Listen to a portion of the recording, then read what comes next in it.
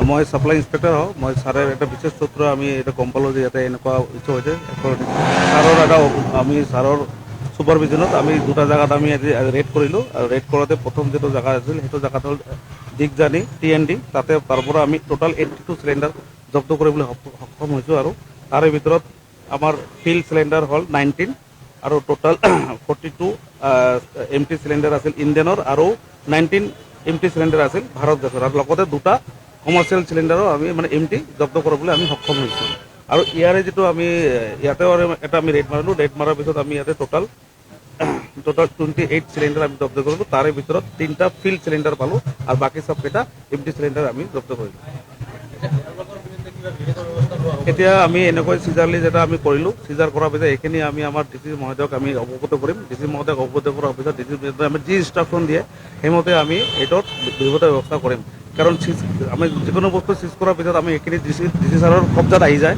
এতিয়া ডিচি ছাৰে যেনেকৈ ইনষ্ট্ৰাকশ্যন দিব আমি সেনেকৈ ইনষ্ট্ৰাকশ্যনত আমি এইখিনি বস্তু মানে না আৰু কোনো বেলেগ ৰেড কৰাৰ কাৰণে এনেকুৱা খবৰ অহা নাই। মানে গুপ্ত যিটো আমি খবৰ পাইছোঁ চিলিণ্ডাৰৰ মানে নাটনি হৈ আছে আৰু ইয়াতে ব্লেকত বিক্ৰী হৈ আছে, বেছি দামত বিক্ৰী হৈ আছে। সেইখিনি কমপ্লেইনৰ ওপৰতে আমি আহিছিলোঁ। আহি আমি দুটা জেগাতে আমি ৰেড কৰিলোঁ। আৰু অনাগত দিনত যদি আৰু এনেকুৱা কোনো পায় আমাৰ খবৰ পালে আমি নিশ্চয় আহিম আৰু চাই দিম যাতে এনেকুৱা ধৰণৰ কোনো প্ৰব্লেম আৰু নকৰে আৰু সাধাৰণ মানুহৰ যাতে অলপ ভালকৈ মানে বস্তুখিনি পাই থাকে আৰু এইটো কাৰণে। মানুহৰ নাম গম পাইছে না? কোনে? এইটোতো আমাৰ এইটো শফিকুল ইছলাম, যাৰ দোকানৰ পৰা আমি জব্দ কৰিলোঁ। এইটো ৰিজৱান ষ্ট'ৰ বুলি কয়।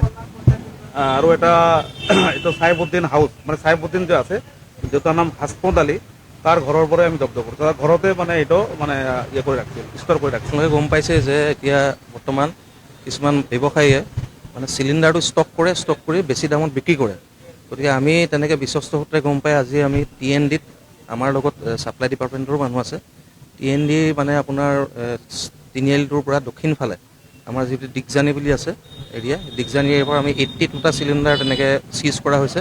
আৰু এই আপোনালোকে বৰ্তমান আমি এতিয়া য'ত থিয় হৈ আছোঁ বৰপেটাৰ মানে কলগছিয়াৰ আপোনাৰ SBI ফ্ৰণ্টত যিখন দোকান আছে সেই দোকানখনৰ পৰা আমি অলৰেডি 28টা চিলিণ্ডাৰ আমি চিজ কৰিছোঁ।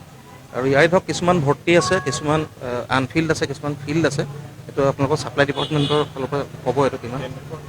TNDৰ পৰা 82 ধৰা হৈছে আৰু ইয়াৰ পৰা 28 ধৰা হৈছে। এইটো নোৱাৰে, এইটো এনেকুৱাকৈ বিক্ৰী কৰিব নোৱাৰে। এইটো কাষ্টমাৰে গৈ এজেঞ্চিৰ পৰাই ল'ব লাগে, কাৰণ তেওঁলোকে এইটো ৰাখি পেলাই ষ্টক কৰি মানে বেছি দামত বিক্ৰী কৰা এইটো মানে কমপ্লেইন পোৱা গৈছিলে। আৰু সেই ভিত্তিতে আমাৰ আজি আমি ছাপ্লাই ডিপাৰ্টমেণ্টৰ মানুহ, পুলিচ বিভাগ আমি সকলোৱে ৰেড মাৰিলত আমি এইখিনিও উদ্ধাৰ কৰিবলৈ সক্ষম হৈছোঁ।